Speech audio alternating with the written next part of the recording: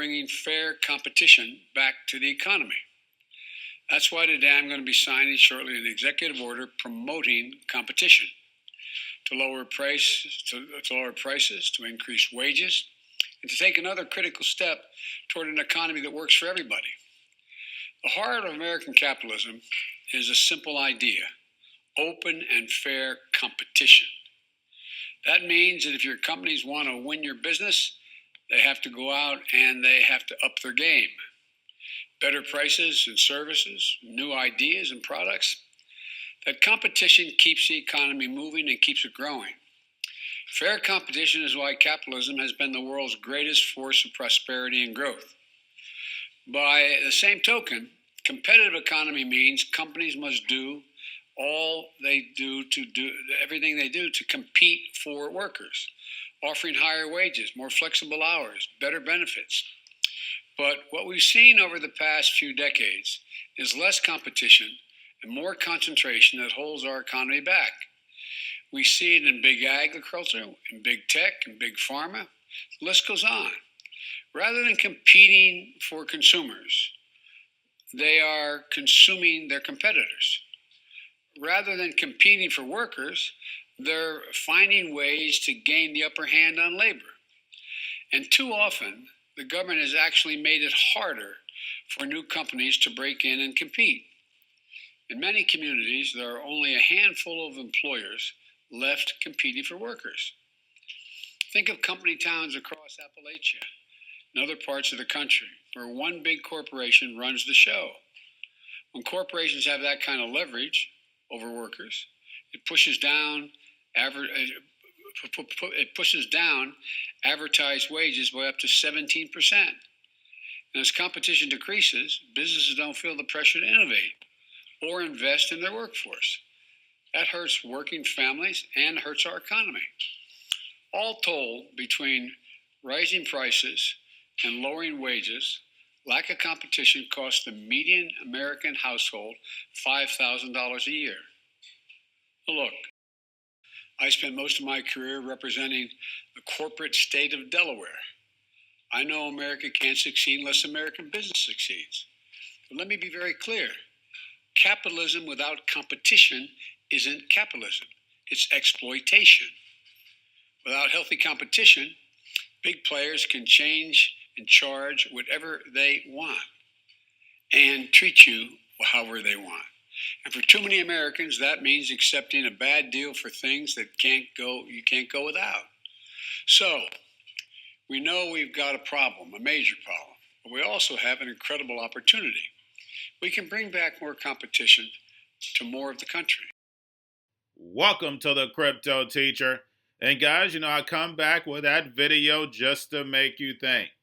And we have Biden signing an executive order on fair competition. But what he's not saying is that this is only for the fourth industrial revolution, because that's what they're setting up for. They're setting up for the drones, algorithms, robots to do most jobs.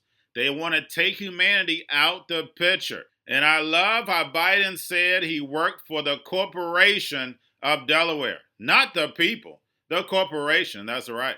Now, we also have Wells Fargo taking one for the team, guys, shutting down credit lines. Now, we know people need those credit lines. We definitely know businesses need those credit lines. And Wells Fargo hasn't done half the things that Goldman Sachs, JP Morgan, Morgan Stanley have done. Every market crash has been controlled by the central banks.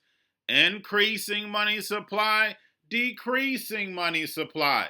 Guys, we know how this works. Raise interest rates, lower interest rates. Give out that free money, what they did around the C-word time, and then pull it on back and raise interest rates, which will cause us to crash.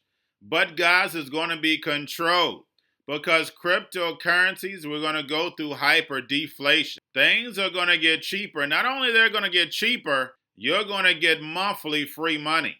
And then also, guys, we have Circle goes public. And I always tell you to go back. If we go back, we see how all these different companies were talking bad about Tether. They need to be investigated, And who comes and rises? That's right, Goldman Sachs USDC. Because remember, when it comes to the New World Order, they create the problem. They wait for the reaction and run in with that solution, and we know it's that programmable money. Because when it comes to the New World Order, it's all planned out. You have a wonderful day. Customers expressing outrage this morning after the bank informed them it is ending all existing personal lines of credit in the coming weeks and will no longer offer the product. The revolving credit lines typically let users borrow $3,000 to $100,000. They were pitched as a way to consolidate higher interest credit card debt, pay for home renovations, or avoid overdraft fees on linked checking accounts. In letters to customers, the bank said it reviewed its product offerings, decided to discontinue the product, and close all existing accounts. It warned customers that the account closures may have an impact on their credit scores. Customers were given a 60-day notice that their accounts would be closed, and remaining balances would require regular minimum payments at a fixed rate. Senator Elizabeth Warren tweeting, "Not a single Wells Fargo customer should see their credit score suffer just because their bank is restructuring after years of scams and incompetence. Sending out a warning notice simply isn't good enough. Wells Fargo needs to make this right." It does seem like it's a little bit unfair to these customers. No doing of their own to have their credit scores dinged. Wells Fargo, is there a bank that fell from grace more quickly than that? Remember, it was Warren Buffett. It was like they could do no wrong for so long. You know, and then, okay, so you create a couple accounts to pad your... Just a couple. that was... Force insurance sales on people who don't have a car. Right, no, yeah, they lost their way. And you know, they go through CEOs like fairly quickly. Right, but it's a turnaround story. The space, the platform that they had built, and the management of the organization, putting them in this position, this was an ideal partner for us in our first SPAC. Yeah, and Jeremy, congrats to you. Your work on the U.S. dollar coin, stable coin, has helped businesses, large and small, really, understand better the digital space. Walk us through your vision in terms of where the world is going in a digital currency world. Thanks, Maria. You know, the way I like to think about this is very much similar to how the internet has found its way into other major industries, information industries, retail industries, where more and more of the activity runs on the public internet, runs on this public internet infrastructure. And just like we digitized our content and we digitized our communications, and that's allowed us to have access to the world's knowledge at our fingertips at no cost. It's allowed us to have free video communications with everyone everywhere. Digital currency offers the potential to do the exact same thing for money, allowing money to move at the speed of the internet, allowing it to move it on the open internet. And ultimately, we think that this leads to a pretty deep commoditization in payments-based business models. We think basically payments becomes a commodity-free service on the internet, just like the Skype connection I'm using to call into your program. And in addition to that, the underlying infrastructure, these public blockchain networks provide building blocks where we can actually take what are traditional financial services, borrowing and lending and other capital market functions, and move those into this internet infrastructure as well, which we think ultimately pretty dramatically changes the fundamental unit economics and service delivery models of all of commercial financial services. We're going to a different economy, and we're going to be learning more about that as we go. But clearly, we're learning that things can be done from remote locations. We're learning that technology can replace people even more than we thought.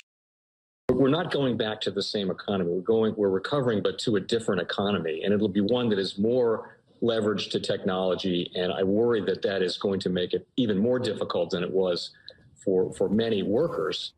In Silicon Valley, and my friends who work in technology know that what we did to the manufacturing workers, we are now going to do to the retail workers, the call center workers, the fast food workers, the truck drivers, and then even bookkeepers, accountants, insurance agents, lawyers, and on through the economy. So what happened to the manufacturing workers is a very clear sign. This effort And China has big plans for this. They intend to seed their digital yuan into the global environment by giving it away to visitors at next winter's Olympics. When they arrive at the airport, they're going to get yuan digital wallets. They're going to receive digital yuan. They're going to use it throughout their visits to Beijing, and then they're going to take it back to their home countries. They see this as a huge advantage. Why? Because who controls the underlying protocols, who controls the underlying standards of the future of money will control the future of money.